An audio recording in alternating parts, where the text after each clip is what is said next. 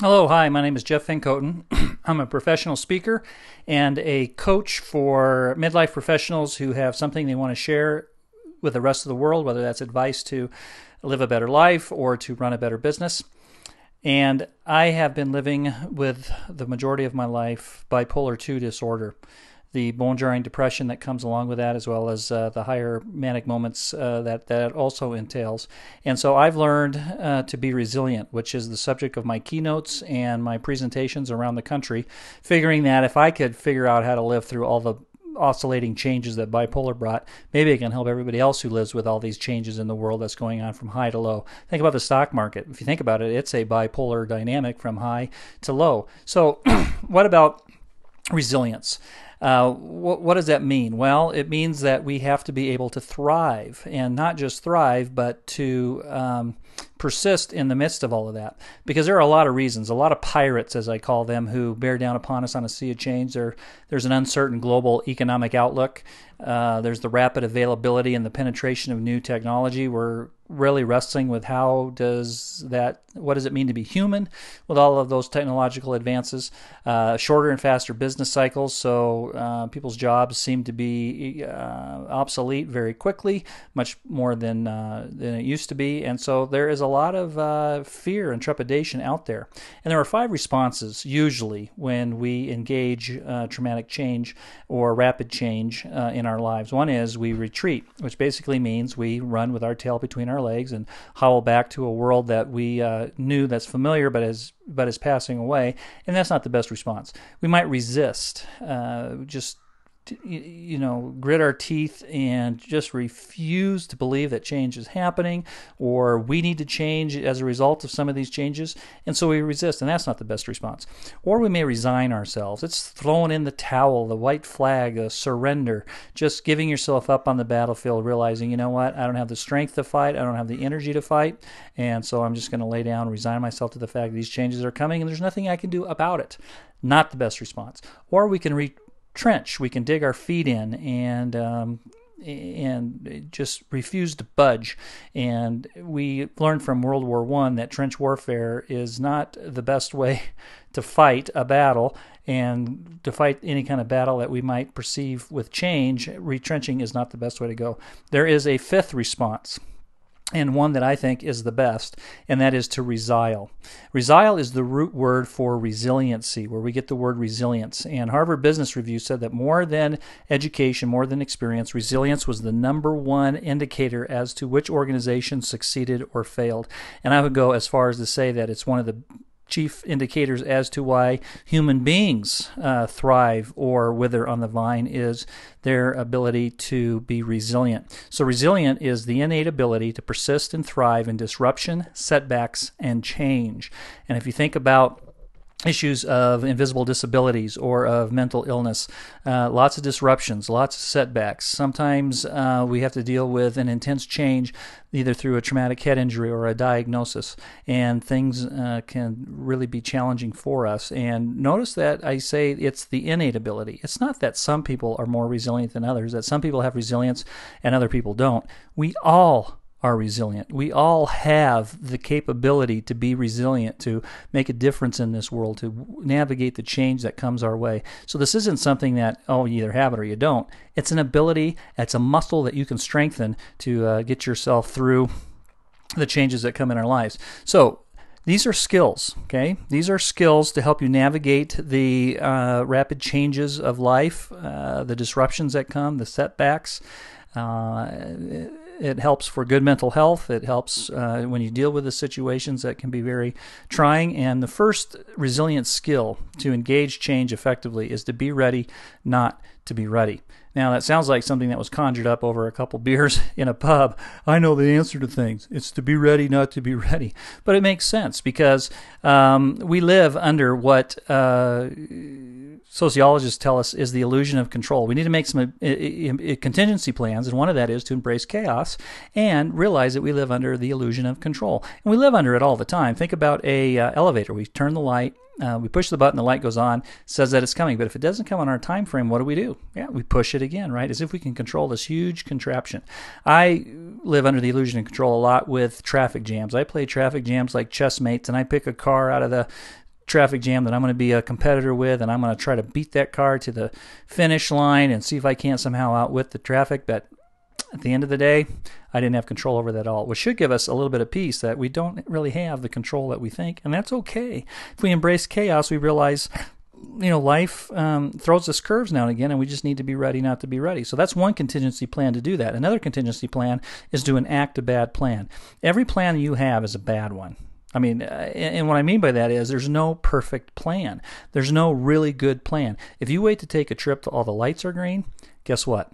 You'll never go. And so you go with what you have and the information that you have, and you move forward, and it's a bad plan. You start with where you are, where you want to end up, and then you think, what's that next step to get there? And you'll find out that it's not a straight line, but it's a meandering, wandering ribbon of movement from point A to point B, and it's a bad plan. So those should give us all reason to be a little bit more relaxed. We can be ready not to be ready if we embrace chaos and we enact a bad plan. Wanting to know where we are going is often how we fail to go anywhere at all. And so live life of adventure and live it as it comes, and make the most of it as best as you can. Speaking of which, we need to make full use of the present. That is another resilience skill. And we could do that if we understand and realize the dynamics of time. One is time is short. And we talk about it all the time, don't we? Boy, time flies. I can't believe it just seemed like yesterday when she was growing up as a little girl. And we use it in our vocabulary all the time. Time is short. Some people say that the universe is about 6 billion years old. 6 billion. Now, the average lifespan of a North American is 78 years. Now, in the perspective of a 6 billion year old universe, a 78-year-old life really is, in the perspective of that universe, 13 seconds. So each second is 6 years of life. Now, how do we spend those 13 seconds? Well, one of the major activities that we involve ourselves in as humans is sleep. And they say we sleep for a cumulative total of 24 years. So that's 1, 2, 3, 4. 4 times 6 is 24. So that's 4 seconds that have come off of our 4-second life just from sleeping. But we have to work, right? I mean, that's the other big, huge activity that we partake in as human beings. And they say we work for about 12 years total, maybe a little bit longer than that. But then we also spend time, and this is the third most heavily trafficked activity that human beings engage in today, and that is watching television. Not maybe just watching television, but any screen-related activity, whether that's getting on the internet, whether that's your smartphone, whether it's going to the movies and watching that, all of those things. They say we spend 18 years of our lives doing that, and that number is only going to increase. So that is 3 seconds right there. So between sleeping, between working, and between entertaining ourselves with the screens, we have 4 seconds left. But we wait in line. Some people think we wait in line, whether that's for downloads and the traffic jams, for 6 years. So there's another second. Then we have waiting in line, time spent in the bathroom, other sundry activities that we invoked in, and that's about another 12 years. So we're left with 1 second left. How are we going to engage that 1 second? And we need to make full use of the present, because life is short, and it can be very wonderful, and we just have to prioritize our time and make full use of the present. But we also need to realize that time is valuable. Imagine you were given $86,400 in a bank account every single day. And that money had to be spent because it wouldn't accrue over, and it would be done. But every morning, again, the next day, another $86,400 would be put in there. Well, I could think of a lot of things that I would do, a lot of good things that I could do with that $86,400. Well, $86,400 is the number of seconds we have given to us each day. How are you investing it? How are you spending that time? To make full use of the present, you have to realize not only is time short, but it's incredibly valuable. To live fully in the present means being intentionally committed to the time that you have. So, another resilient skill to engage the changes that come and the disruptions and sometimes the pain of life is to let go of what's going away. And I've had to do that with my hair. I often say I had one time a nice wave in my hair, and now I just have a beach. But this is the funny thing. I was listening to the radio not too long ago, and they had a question that if you could call in an answer, you could win tickets to a concert. And it was, men replace these every 8 years. And people came up with all kinds of different answers, but the one answer that was correct is underwear. Men replace their underwear once every 8 years. And I can see that. I mean, when I was in college, I used to wait till it was just an elastic band and 2 flaps front and back. But it had to be, you got to let it go. Maybe there's a bad habit in your life. You got to let it go. And we also have to let go of the fact or the hope that we're going to have a better past. Let go of the hope that we're going to have a better past. It's not going to get any better. It's not going to get any worse. The past is the past. We have to live fully into the present moment, as we just mentioned, and part of that is letting go of what's going away. And there's 2 strategies for doing that. One is you need to risk. We have an aversion to risk, ambiguity aversion, social scientists call it, where we'd rather stay in a known but miserable situation than take the risk into an unknown but possibly much better situation, and so we stay put. So you've got to risk, but you've also got to relax. We are the most keyed up society in America, in the world. I mean, jaw muscles are working. People are grinding their teeth. You can see the stress and the strain. In fact, about 85% of most medical issues are stress-related issues, and so we need to learn just to relax a little bit. And in order to do that, we just have to be intentional about it. We have to make time to relax. So you have to let go to see if there's something worth holding on to. Let go of what's going away, doing that by risking and by relaxing. Also, we need to take time to think. There are things in life that if you really do think about them, make you scratch your head and go, So for instance, hot water heater. I mean, why in the world do you want to heat hot water, right? Shouldn't it be a cold water heater? Or, and my wife will kill me for this, but I read recently that 4 out of 5 people suffer from diarrhea. Does that mean 1 out of 5 actually enjoys it? And to take time to think, we see things in a different light. We see things in a different perspective. They say we download into our brains every single day 3.6 zettabytes of information. And that's not just individual brains. That's the entire United States every day downloads into their lives 3.6 zettabytes of information. That's as much information as is contained in every single book that's ever been written throughout all of human history. That's as much information as if you tweeted every second of every hour of every day of every month of every year for 100 years. 100 years of constant twittering at 120 characters each time. That is 3.6 zettabytes. And what happens is we become numb to it all. We're not even quite sure what information to attend to. And just think about it. Not too long ago, it seemed to be simpler. About 60, 70 years ago, this is where we got most of our information. Family stories, schools, radio, newspapers, magazines, movies, and neighbors. But if you look at now where we're getting our information, it is dramatic. In addition to everything else, we have to add television, computers, pagers, cell phones, instant messaging, World Wide Web, interweaving, advertising, wireless communication, portable entertainment, blogs, global positioning, Twitters, video sharing, mobisodes, podcasts, videocast, streaming, video, text messaging, social networks, online auctions, broadband, mobisodes, satellites, pings, digital downloads, online gaming, and on and on and on and on. The list goes on and on. We're numb. We just don't know what information to attend to, and so we don't attend to any of it. But in order to be resilient, we have to take time to think and to attend to that which is important and begin to look at life from different perspectives. And we do that by practicing some mindful practices. And the first one is we need to take time to contemplate. Now, that is really an area of being quiet, being still, taking a tech break, having no noise, no interruptions, and taking the time just to sit with the thoughts that come your way, to discern through them, and to contemplate their value. And contemplation leads to wonder, and we tend to have lost a lot of wonder in the world because we're not taking the time or the silence or the making the concerted effort just to be quiet and still and to contemplate. But we also need to resonate. What I mean by that is resonance is that dynamic of waves, whether it's light wave or sound wave, where they begin to harmonize with one another. They begin to oscillate in unison with one another, parallel, equal. And basically what I mean by that is our lives have to resonate as well. Our inside and our outside. Who we are on the inside should resonate clearly on who we are on the outside. But we're good at wearing the masks. And part of the reason we wear our masks is we're not quite sure who it is that we are. And it's because we haven't taken the time to resonate, to find out what it is that we truly value, to see once if we're aligning what life is all about for us, and if we're truly living the life that we want to live and being the person that we want to be. And that has to come from contemplation and resonation, I guess, is a new word, you could call it that. Few people even scratch the surface, much less exhaust the contemplation and wonder of their own experience. So Though that is another resilient skill, but we also need to learn to live with the long view. And this is the skybox perspective of life, where we're able to see things in a new light, into a different way.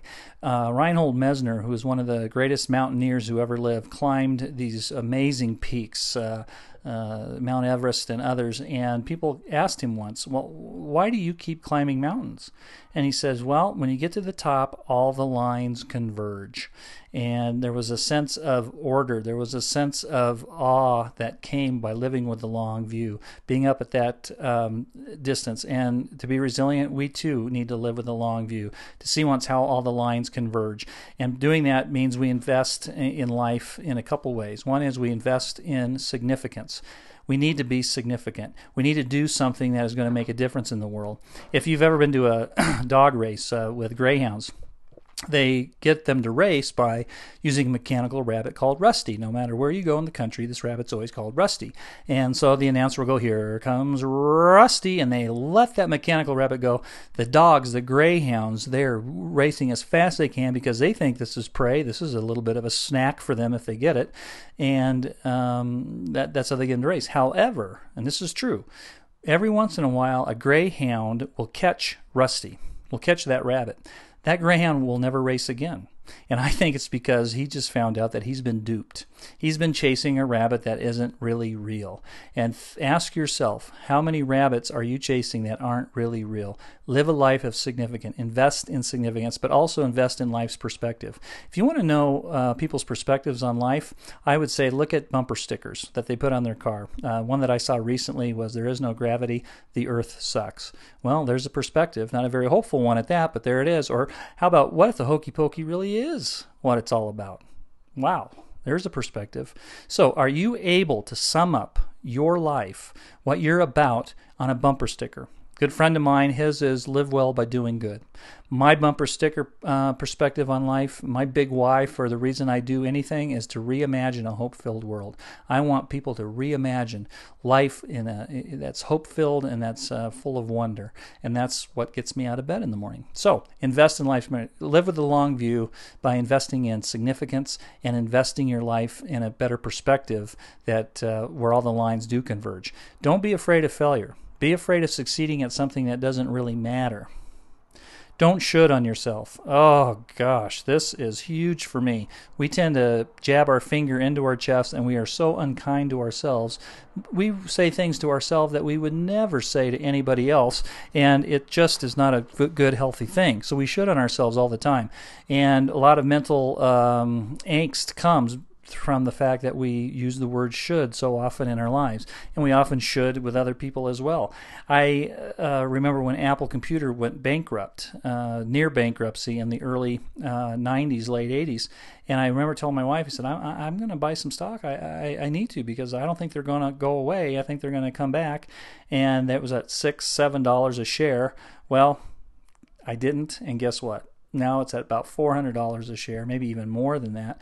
And my son keeps calculating what that would be if, Dad, if you bought this many shares at $6 a share, and you would be really, really rich. Well, yeah, I should have bought Apple stock, and I could live with that, make it miserable. It could ruin my days.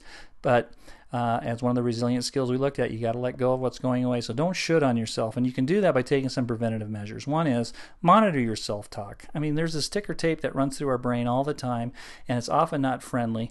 And we just need to monitor what it is that we're saying to ourselves. Are you telling yourself the truth? Or is it a lie? There's cognitive distortions that we so easily can default to that aren't the best. And if you're wondering what those are, and if you want to explore more about the cognitive distortions, get the book Feeling Good. Feeling Good by Burns is his last name. And it has in there a layout of the various cognitive distortions that we default to with our self-talk, which are very, very unhealthy. But you also need to regulate your self-esteem. I mean, be who you are, warts and all. Don't be something that you're not. Don't be Eeyore, who Winnie the Pooh is, it's gonna rain, there's not much I can do. Or the Tigger, this is what Tiggers do best. There's something in between the Eeyore and the Tigger. And when I think about my bipolar, it was between the Eeyore and the Tigger, and somewhere in between was where I truly was who I was and was myself. It wasn't the Tigger, it wasn't the Eeyore, but it was something in between. A friend of mine who was an Imagineer at Walt Disney often used to say, Jeff, be you actual size. Be you actual size, no more, no less. The paradox of change is that change occurs when one becomes what he is, not when he tries to become what he is not. Also, another resilient skill to engage change is don't go it alone. And we live in a culture that revels in and celebrates the self-made millionaire, the Lone Ranger.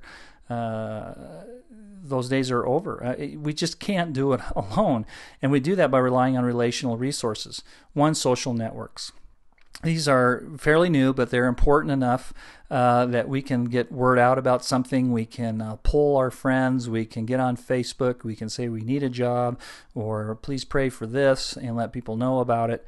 And they say that we're 3 degrees removed from anybody else. So these social networks are pretty intricate and pretty well established, that you can find anybody else in the world by looking at 2 other people. If you just find out who the 2 other people are, you can meet anybody else. So rely on your social networks, but you also need to rely on your intimate bonds. These are the few people that you can be fully available, fully vulnerable with, and they can be fully available and fully vulnerable with you. This is a gift. If you have 2 or 3 of these people in your life, you are doing very, very well. Seek them out, find out, rely on them, and nurture those as you go along. My roommate, when I was in college, way back when, we didn't know what we were dealing with my depression. I didn't know it was bipolar, and even if we did know, there wasn't the medication at that time to even help me. And my roommate knew. He could tell and sense when I was going into a very dark place and despair was washing over me. He would take me and get me out of bed or off the couch, and we'd go for a walk. But it was a unique walk in the fact that he gave me a Swisher Sweet cigar. And if you know what the Swisher Sweets are, they're the thin cigars with a sweetened tip, plastic tip, and we would walk around the neighborhood and we'd smoke Swisher Sweet cigars. So I ask you, who are your Swisher Sweets? Who are you being a Swisher Sweet to? And realize that and know that one way to be resilient and one way to make life that much richer and grander is to not go it alone. We are a knot into which relationships are tied. We need to yuck it up. We need to laugh more than we do. Laughter is the best medicine, and it's a cliche, but it's true. Think of The Daily Show. More people get their news anymore from The Daily Show than almost any other source, or from shows like that. And one of the reasons is satire, the humor that is used, makes the harshness of the news of the world fairly palatable. So when we laugh, it's the most mature defense mechanism that we have to counteract some of the hard, difficult things that come our way. We can tap into the benefits of laughter. One is it helps keeps us sane. In the words of that great American prophet Jimmy Buffett, if we all couldn't laugh, we would all go insane. But it also doesn't necessarily keep us. It also keeps us sane, but it also helps keep us healthy. It's the difference between having adrenaline run our lives, which is stress and fight or flight, or endorphins, which is released when we laugh, the feel-good chemicals, and it actually does help keep us healthy physically, emotionally, and mentally. So tap into the benefits of laughter. Laugh often and much you can. The more you find out about the world, the more opportunities there are to laugh.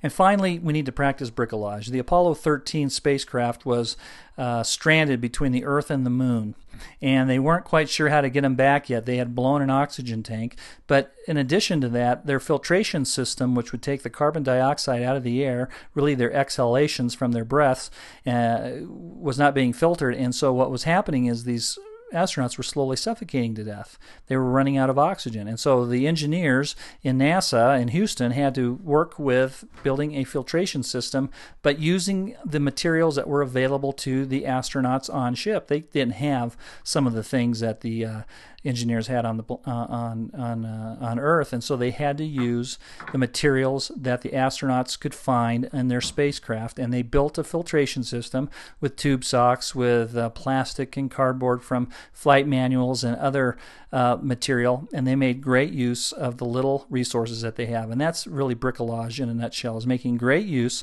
of the little resources that you have, or the resources that you do have. There's certain resources, some people just have some gifts and talents that we don't have, and we have gifts and talents that other people don't have, and we have material blessings that others don't have, and others have more than we have, and it's you work with what you've got. It's thinking inside the box in magnificent and creative ways. And we accept the situation as it is, and these are the techniques of improv. I have relational resources there, but that's from the previous slide. These are techniques of improv, and improvisation works in the moment, and they accept the situation as it comes. Situation is often belted out from the audience, some scenario that is built up, and the people who are the improv actors have to deal and accept that situation as it is. And they also need to work on moving the scene forward. So once they have the situation at hand, then they use their instinct, they use their talents to move the scene forward in creative ways. And so in order to practice bricolage, you need to accept the situation as it is, and then you need to move the scene forward as best as you can. So face your reality first, and then engage it. I remember listening to a interview on NPR after Hurricane Katrina 7 years ago, and how devastating that was. And if you saw New Orleans and news reports, there was cars stuck on top of houses, and there was mangled wrecks of schools, and chaos and mayhem was everywhere. And one of the NPR reporters was interviewing an engineer, and she asked the question, well, what do you expect to find? And the answer of this engineer surprised me. He says, I expect to find a new beach. And in the things that are tough in life, and if you're struggling with an invisible disability, it can feel as if the inside of you is mangled, and your brain doesn't seem like it wants to work so well all the time. And we need to have the attitude that we're going to find a new beach, because when all is said and done, this bipolar of mine, now that I got it under, somewhat control, I have to deal with it and manage it every single day, but I found a new beach. I find myself more compassionate towards the pain and the despair of the world, and also have given me insights that I wouldn't have had any other way. Is it tough? Yeah. Would I wish it on anybody else? No. But have I been able to find a new beach, something that I wouldn't have found any other way? Yes. So to be completely resilient, you need to find a new beach, but you also need to wear different shoes. And what I mean by that is Oscar Pistorius is the South African sprinter who was the first in Olympic history to run a race with two prosthetic legs. And his quote has stuck with me. My mother used to tell us, Carl, put on your shoes. Oscar, put on your prosthetic legs. So I grew up not thinking I had disability. I grew up thinking I had different shoes. And resilience is the different shoes. Live life. Your invisible disability has given you different shoes. It has given you a chance to impact the world and to do things that will get the world's attention, that will strengthen and be a gift and a contribution to the world and to the people around you. So, in a nutshell, we need to all reshape new perceptions. We need to invite new resources into our lives, and we need to embrace new directions. Resilience is key to a happy life. Resilience is key to a healthy life. And by working on these skills, letting go of what's going away, living with the long view, yuck it up, practice bricolage, don't go it alone, be ready not to be ready, make full use of the present. All these things we can strengthen ourselves so that we as people who have issues in our lives or changes that come unexpectedly, whether it be a diagnosis or a child is moving away to go to college. These things are all changes. These things are all disruptions. But those skills can be strengthened, and they can help make us more resilient.